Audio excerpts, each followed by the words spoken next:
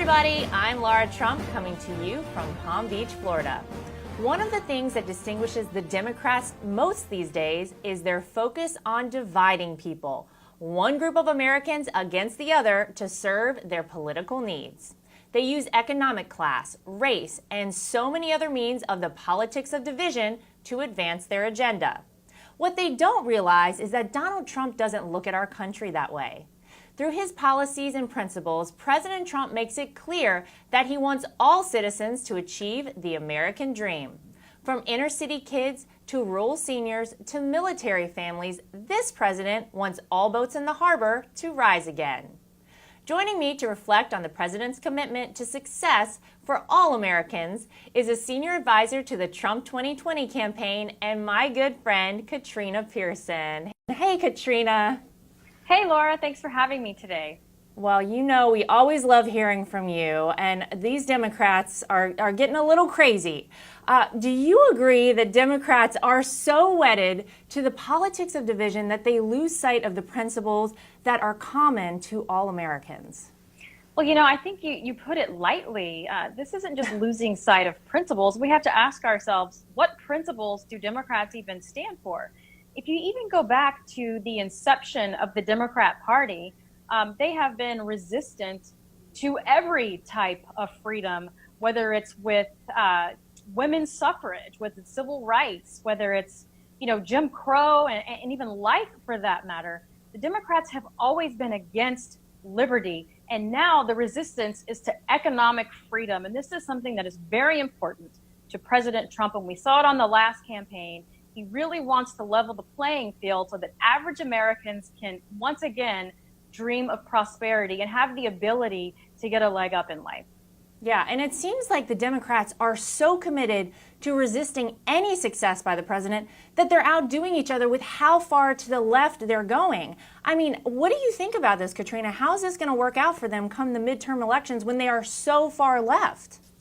Well, it's pretty clear that they have not received the memo, that the American people just aren't buying it. People don't want to be divided. People want to be together. Even if you just look at the protests against the American flag of all things, the one thing that unites all Americans are the stars and stripes. And it's truly unfortunate that they have taken up this mantle of even being against that. That is the symbol of freedom and togetherness for the United States. We see it now with some states like California, who are literally choosing non-Americans to get behind. It's so crazy. You couldn't even make it up if you wanted to. It doesn't even make sense. I can't believe that this is America sometimes when you hear things like this. But you're exactly right. And to go against the couple of things that always keep us together as Americans, it's really sad. But I think it's going to backfire on them. I can't see how this is going to work out for them come the midterms when people say, well, why would I want to get on board with something like that? This sounds crazy. Even people that didn't vote for the president, how are they going to vote for this stuff? I don't know. It doesn't make sense to me. Well, they can. And you know, I laugh because I have to laugh in order to keep from crying. When you wake up and you look around and you have to sit here and wonder, what is going on when you have lawmakers who are pushing policies that hurt their own constituencies, that hurt Americans, that make it unsafe to thrive in their own communities. If these are people who are elected time and time again. So I do think that there are new voters out there who are waiting to hear the president's message without that filter of the media, which is why I'm excited that the president's going to be going all over the country in the midterms so that people can understand what he is really trying to do for them, simply because decades of failed leaderships in many of these communities have gone pretty much unchallenged.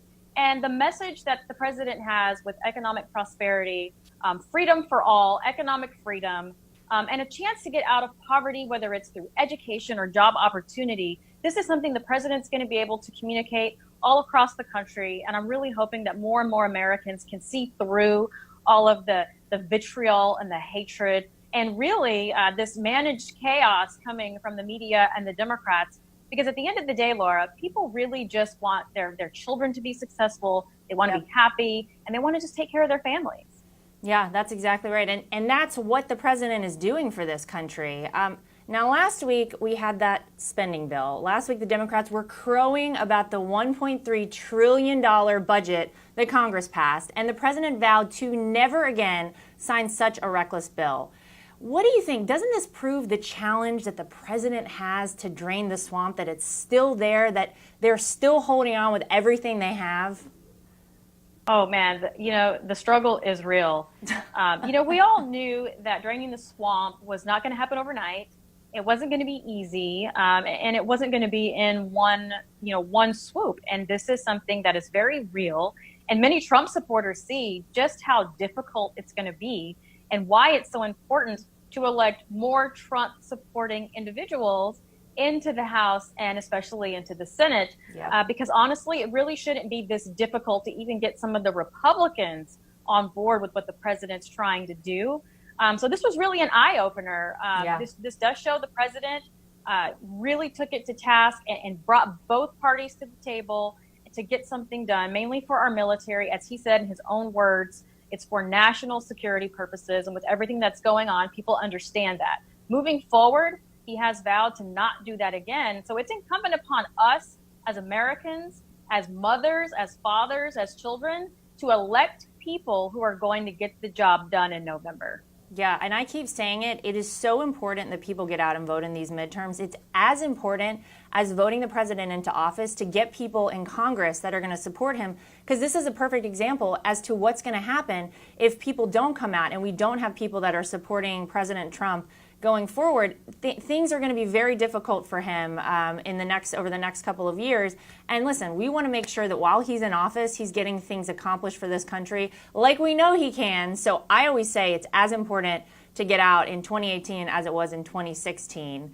Another way the president has showed his uncommon leadership was his bold move to offer 1.8 million DACA recipients a waiver, which was not super popular with conservatives. Yet the Democrats continue to reject it. It doesn't make sense. What is it saying about their commitment to all these illegal aliens? What's going on here? Well, I think this goes to your earlier point, specifically about the politics of division. The president really called the Democrats bluff when it came to DACA. They really wanted this issue to be a bargaining chip, that they can't really thrive unless there is a subclass of people out there that they can label as a victim and then try to be the savior. And what he's effectively done by bringing that to the table is called them on their bluff on it. Now everyone knows the Democrats don't care about DACA recipients. They don't care about illegal immigrants. They just don't care in general. All they want is power. That is all they've ever wanted. And it goes to show you just how far the president was willing to go, not only to prove that, but to show all Americans that he really is leading on the issue of fixing all the problems that previous administrations have left for him. Yeah, and I also call him our negotiator in chief for a reason, and this is a great example of that. Now, Roseanne had quite a show this week. I noticed you were tweeting about her show this week. Her character, Roseanne Barr, is from a working class family, supports the president, which is so crazy in today's world on TV. Are we finally taking a break from these identity politics in Hollywood? What did you think about the show? Is this a better reality check for everybody? Is this a reflection of the real world out there?